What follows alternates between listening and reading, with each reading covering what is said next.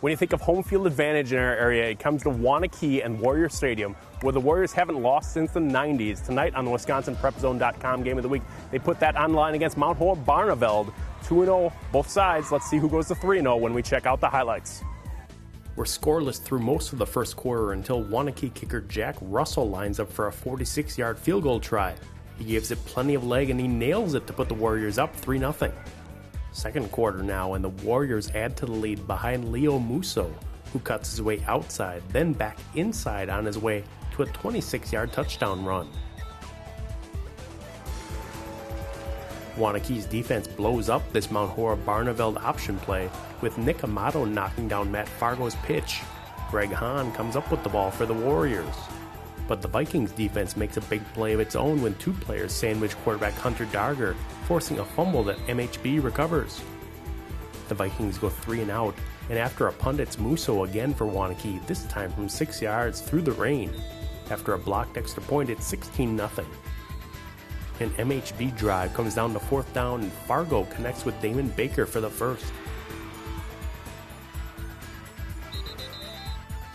On the next play, Fargo puts the ball up to the corner of the end zone, but Waunakee's Jack Diedrich pulls it down. They were kind of driving on us a little bit, and we needed to stop. And our linebackers, our D-line, they were stepping up. They were stopping the run. And then when they came to throw us DBs, we stepped up and we made plays. And when you're going against a program like this, if they give you something, you got to take it. And, they gave us an opportunity on 4th down. We got a first down there, and I thought we were in pretty good shape. Took a shot at the end zone. We left the ball inside a little bit. Kid still made a heck of a play because our receivers still fought him for it. And at that point, you could kind of just sense a little bit the wind kind of went out of our sails. Just before the break, Russell adds a 32-yard field goal to make it 19-0. He's been a difference maker, and we knew he would be. We didn't know if everybody knew how good he was, but he's a pretty good kicker. The second half continues in the steady rain, but it doesn't appear to faze Musso. He goes to the outside and breaks off a long run to the end zone.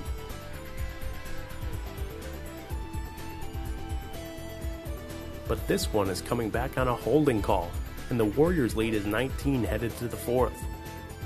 Waunakee pours it on in the final 12 minutes, starting with Darger finding Max Chamberlain for a 4-yard score and a 26-0 lead. More from the Warriors' defense, with Dalton Kine breaking through the line for the sack. Darger goes to the air again and connects with Ben Cable on a 9-yard score that makes it 33-0.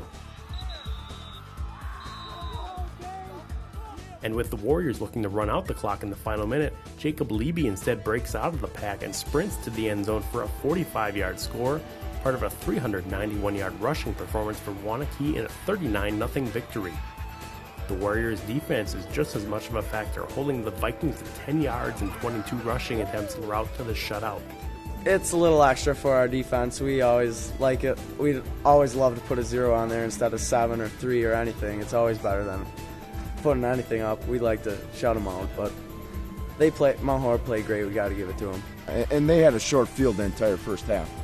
Could never flip the field. And when you're giving Waunakee 50-yard fields, Musso's one big play away of putting in the end zone. We wanted to manage the clock. We didn't really want to get a track meet. We wanted them to play on a longer field, and got a little wet and everything else. So we just really thought that the best way to win the game was maybe trying to put it on Leo's shoulders and trying to establish our run game and do it that way.